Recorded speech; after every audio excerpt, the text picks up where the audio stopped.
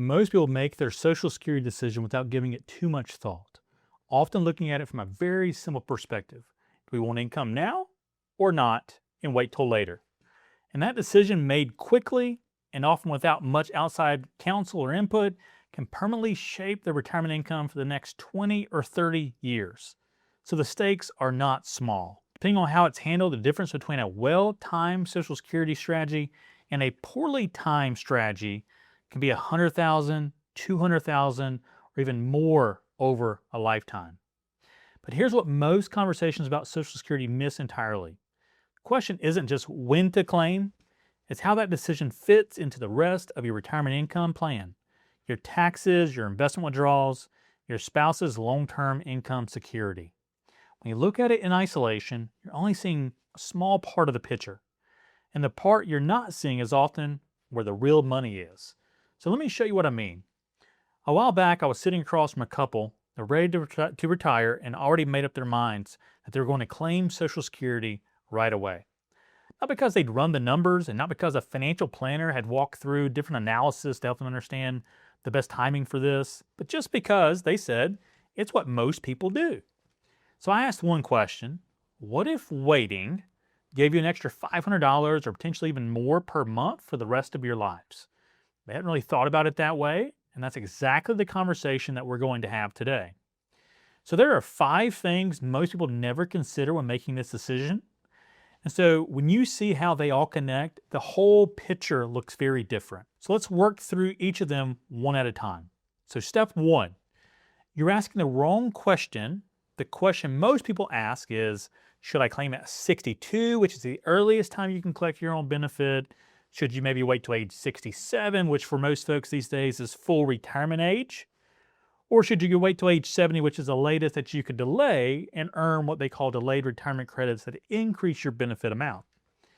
But oftentimes that's not the right starting point. The right question perhaps is, how does Social Security fit into my overall integrated income plan?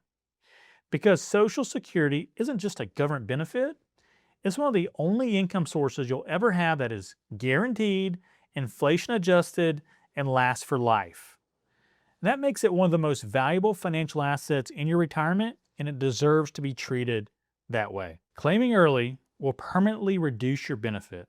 Claiming early will have a significant negative impact if you continue working and earning more than the annual allowable earnings limit before obtaining full retirement age. Now, delaying past full retirement age increases your benefit by roughly 8% per year. And that's certainly a meaningful difference, and it does compound over time. But simply being told to delay as long as possible isn't really complete advice either. The right timing depends on your health, your other income sources, your tax situation, and your spouse's circumstances, life expectancy, health, those sort of things. That's why the answer has to come from your full picture, not just a general rule. Takes us to step 2, the decision that protects your spouse. For married couples, this is often the most overlooked piece of the entire conversation. When one spouse passes away, their surviving spouse keeps whichever benefit is higher, their own benefit or their late spouse's benefit. The lower benefit stops.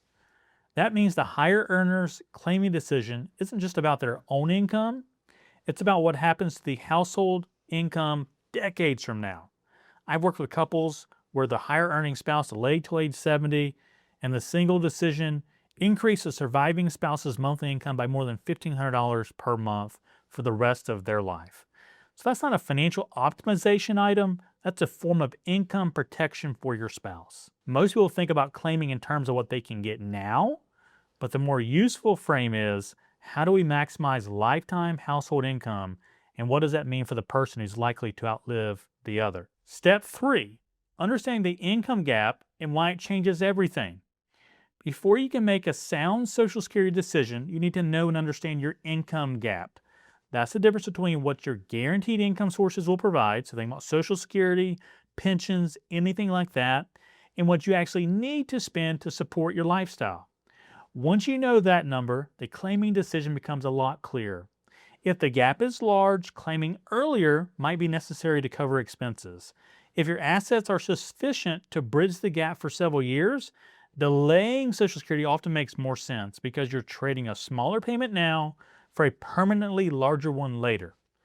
In a lot of cases, the better move is to draw from investment accounts in the early retirement years, allowing Social Security to keep growing, and then to convert to the higher benefit at a point that serves the long-term plan, maybe full retirement age, maybe later than that, maybe out to age 70.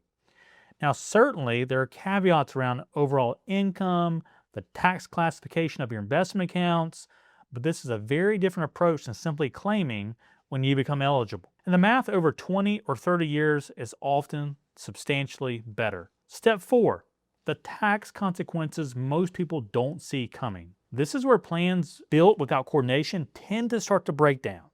Social Security doesn't exist in a tax vacuum. Depending on your total income, up to 85% of your benefit could be taxable on the federal level.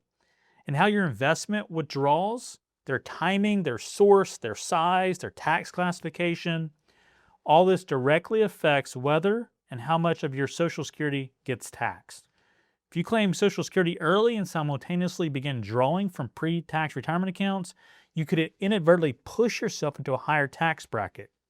You can increase the taxable portion of your benefit. You can trigger higher Medicare premiums through what's known as IRMAA.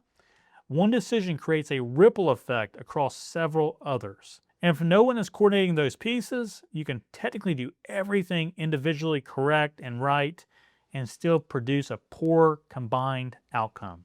So this is why Social Security planning done well is really income planning with Social Security as one of the most important inputs. Step 5, think in lifetime income, not immediate payouts. The mindset that usually leads people astray is to think about Social Security as money that they're owed and they should collect as soon as possible. The more productive framework is to think about how do I design the most sustainable household income over the full length of my retirement. That reframe changes the analysis completely. Social Security is effectively becoming longevity insurance. The longer you live, the more it pays relative to claiming early. The break-even point, which is the age that delayed claiming starts to come out ahead, is often closer than people expect. For someone who lives into their 80s or 90s, the difference between an optimized and a default strategy could become pretty big or quite enormous. The fear of what if I don't live long enough is real, and it's worth discussing honestly, but it shouldn't drive a decision by itself, especially when there's a spouse's income at stake as well. We put it all together, we see that optimizing Social Security isn't a single choice, it's a set of coordinated decisions when each spouse claims, how that interacts with other withdrawals, how the tax picture shifts year by year, and how all of it is structured to sustain income over time. When those pieces are designed together, the plan is meaningfully stronger than when each is handled in isolation alone. This is one of the most consequential decisions in retirement. Now, the good news is that with the right framework, it doesn't have to just be a guess. If you want to see what a coordinated Social Security strategy looks like for your situation, there's a link in the description to schedule a call. We'll walk through the numbers and help you understand exactly where the opportunities are for you. Because this isn't about getting a bigger check, it's about building a retirement income plan that holds up for both of you for as long as it needs to. Thanks for watching, and I'll see you in the next video.